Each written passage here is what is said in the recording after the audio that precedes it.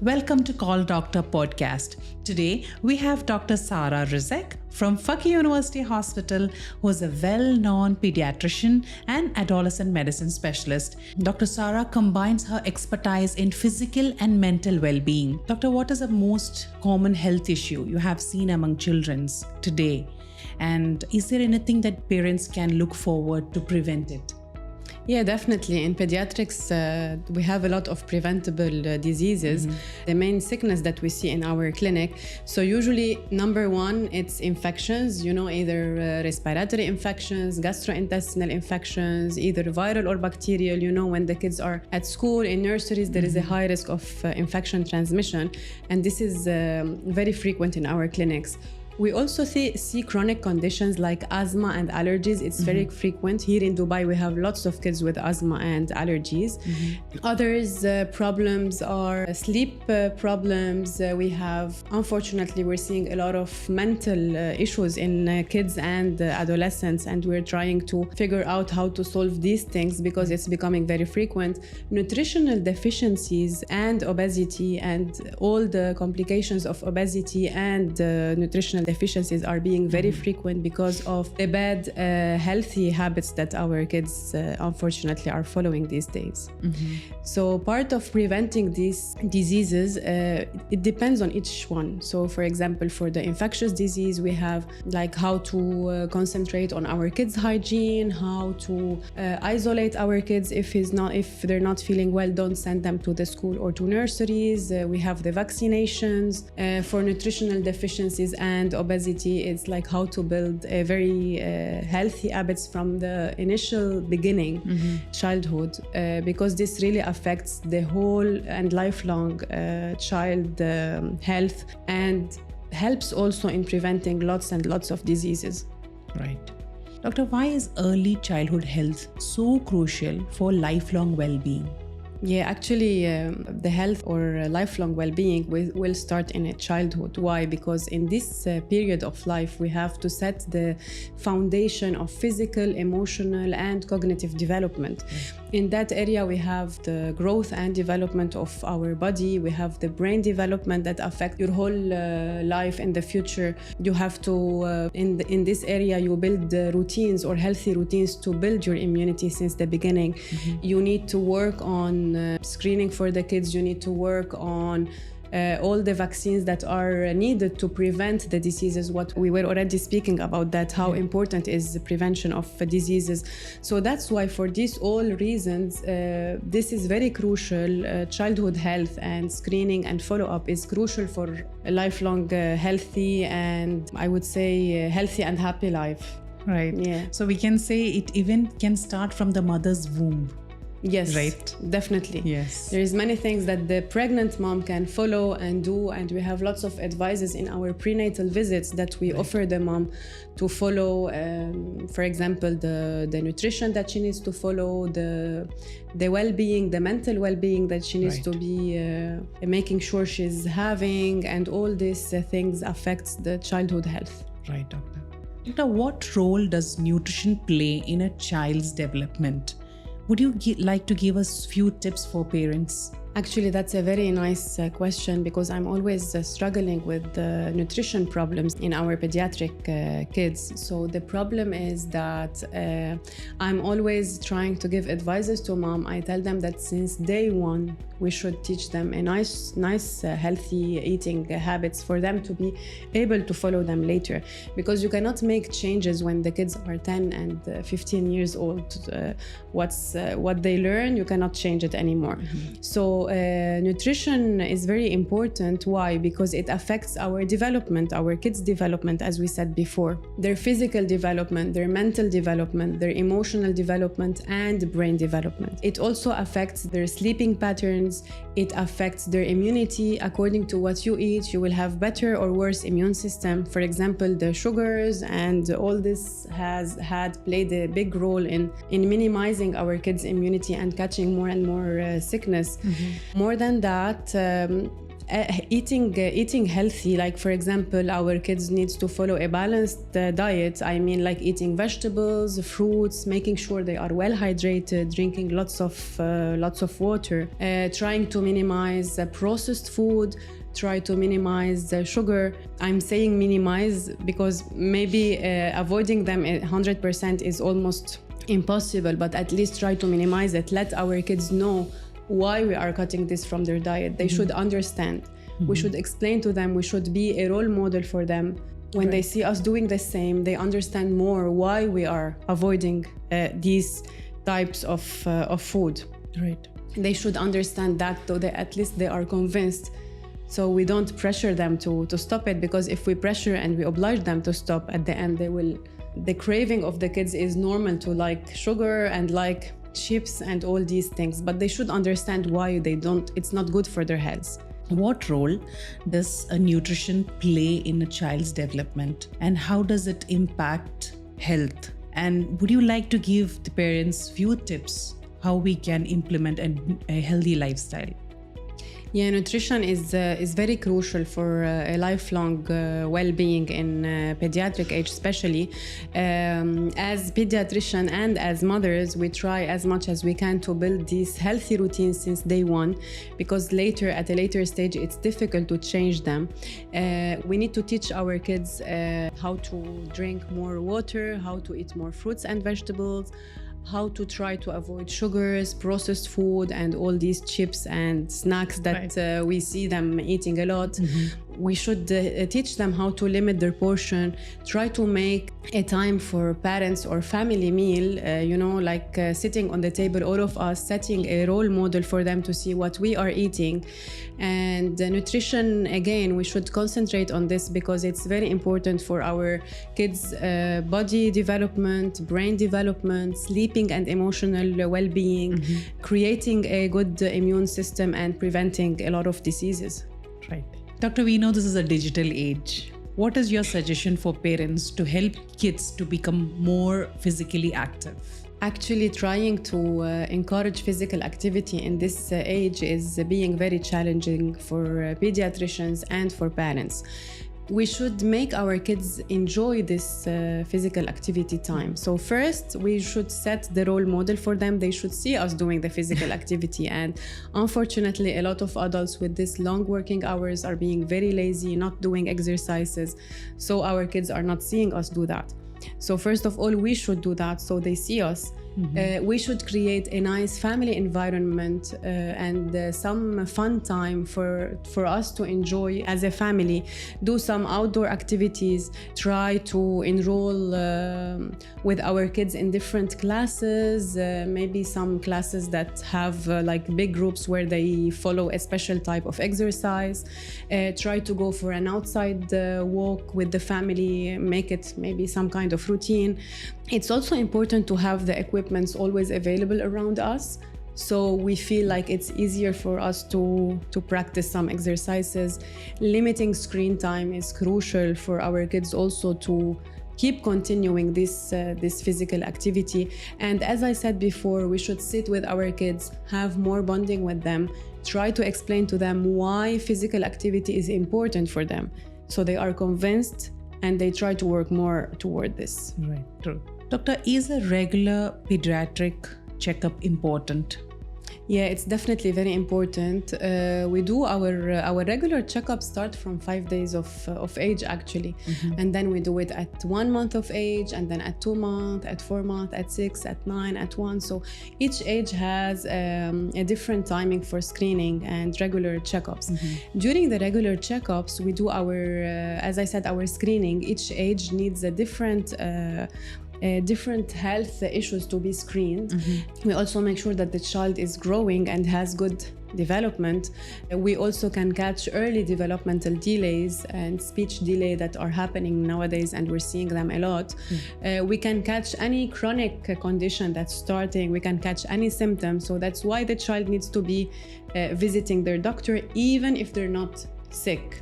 Now it's also to discuss with the parents if they have any concerns, to build a bonding between the pediatrician and the family so they feel more comfortable. A pediatrician is not only a doctor, he will be at the end as part of the family, following the child since the day of birth until adolescence, and it's very important for the family to feel very comfortable, to feel at ease when they are with their pediatrician. Also, screening are important because we do our childhood vaccinations, and this is crucial to avoid or prevent many preventable diseases in childhood. On top of that, we can discuss mental disorders, we can discuss acute symptoms that the child is having, and we can discuss eye problems after, for example, the increase of screen time, the allergies they're having, so etc. I mean, like all the acute symptoms that they're having. But it's crucial for every child, even if he's not sick, to visit the pediatrician and do a regular health checkup. We do it usually before the start of the school, where we need to do a full control of all the health issues that's going on before starting, and mainly that's it. Doctor, how does vaccines really help in overall health? Is it really important or they can skip? Do you think that influenza vaccine is important? Yes, definitely. All the childhood vaccinations are important. We have some obligatory vaccines, and we have some, like I would say, obligatory and mandatory vaccine, and we have other vaccines that are optional for parents. But all of them are really important. Especially here, we are living in a place where we have multinational people coming from different places, from different backgrounds, bringing with them different type of diseases. So it's better for all the kids to be fully vaccinated. The vaccines helps to prevent a lot of preventable diseases. There were many diseases or sickness that we were seeing before and were causing a lot of death in childhood or pediatric population. And now, thanks God, we're not seeing any of these again, or maybe a very minimal amount. And that means that we are able to prevent lots of diseases. It also builds your immunity, so you have an option to give your child an immunity that we already have. So when we encounter the virus or the bacteria, his immune system will fight better, and maybe the symptoms will not be as bad as if he didn't receive the vaccine. The flu vaccine is very important also. We do it as a yearly vaccine in the season of influenza. Some people think that if they receive the vaccine, that means they will not catch influenza. I would just like to highlight that if you receive the vaccine, you might still catch the influenza, but you will not have the complication of the disease. You will not spread the disease for a long time, and you will recover and feel healthy in a very shorter period of time. So these are important for us because kids can have complications like pneumonia, like otitis, and then in some cases they need antibiotics, they need admissions, so we can prevent that with the flu vaccine. So it's highly recommended for all kids after 6 months of age. Doctor, when I do my regular visits, I see a lot of kids having different mental issues, which has been very common these days. Do you think that parents have to be careful, or is there any signs which parents should watch for? Yes, definitely. As parents at home, we are spending a lot of time with our kids, so I think we are the first one to be able to catch some problems happening at this stage. For example, if our child or our adolescent is not following a good sleeping pattern. Following a good sleeping pattern is important for their health, and if they're not doing that, that means maybe some issues are bothering their mind, or they're not feeling comfortable, or they have some problems that they didn't open to us. It's also important to feel their independence. So if you feel your child is independent, is being able to be far from the family or the parents for a bit of time, they are able to do their own things by themselves, that's a good sign. If that's not happening, maybe it's a red flag that we should search for something else. Other things that might be not working well are the social relationship with the peers at school, with the teachers, with the parents. So if they're building a good relationship and trying to show curiosity, trying to show interest in seeing other people, in engaging in activities. That's a very good sign. Another thing that I would like to highlight is in adolescents mainly is the positive self-image that affects a lot this age. And if we see there is any disturbance in this issue, that might give us also a red flag for this age. So maybe they're not confident, maybe they feel like they're not satisfied with their self-image, and that can cause a lot of mental and social problems in our adolescent age. Physical health and emotional health are also some signs that we need to follow. Like, for example, our kids can be able to follow routines that we set at home. They are able to set boundaries for different things. They are able to say no if there is something that they don't like. So all these small details might help us to find out that there is some problem going on in our kids. How can parents foster resilience and self-confidence in their children? So we need to build a good emotional bond. We need to be able to communicate with our kids, to be able to open some discussions, to help them open up to us with their problems. They need to see that we are interested in knowing what's going on. They need to see that we are their friends, not only their parents, because especially in adolescents' age, they need that. Mm-hmm. You cannot always say no on things and try to oblige them to do things, because at the end they are growing, their brain is developing, they are thinking more, so they need more a friend to explain to them what we are doing this and why we are doing that. Mm-hmm. So emotional bonding is very crucial for our kids' mental health. On top of that, we should teach them how to be independent, how to be confident, how to be happy with ourselves, how to think positive about things, and how to solve problems. Some kids they always give up directly when they have any problem. They start crying, they have an emotional breakdown. Maybe in smaller kids, they have tantrums. So with patience and talking and good communication skills, we can teach them how to solve these problems, because life is full of problems and we should be ready for that. We should also focus on the outcome. So every time they do something positive, we encourage doing the positive reinforcement. We just tell them, like, I'm proud of you, you've been very brave, you've done this and this good. It's not only giving criticism and giving them bad comments, because also constructive comments is very it makes a big difference. We should help them to set realistic expectations. That means that they shouldn't be waiting 100% result from everything. They should be okay with the less result, so they will not have a breakdown, or they will not be disappointed. That's important for them. Teaching our kids responsibility and accountability is crucial for a lifelong mental well-being, because later on we will not be next to them, and they need to learn that they need to be responsible, they need to be accountable for the bad things that they're doing. Also, we need to assure our kids that we are always there for their help. If they need to speak to someone, if they need to open up with a problem, we are here to always hear them. We will never be upset with them or ground them. They should feel this kind of friendship between the parents and the children, mainly the adolescence age, because we are facing lots of mental problems in adolescence. And when we are digging in, we are seeing that the communication skills between parents and adolescents is really missing. Can you give us few tips to support kids to manage their screen time, which will help them to support their physical and mental well-being?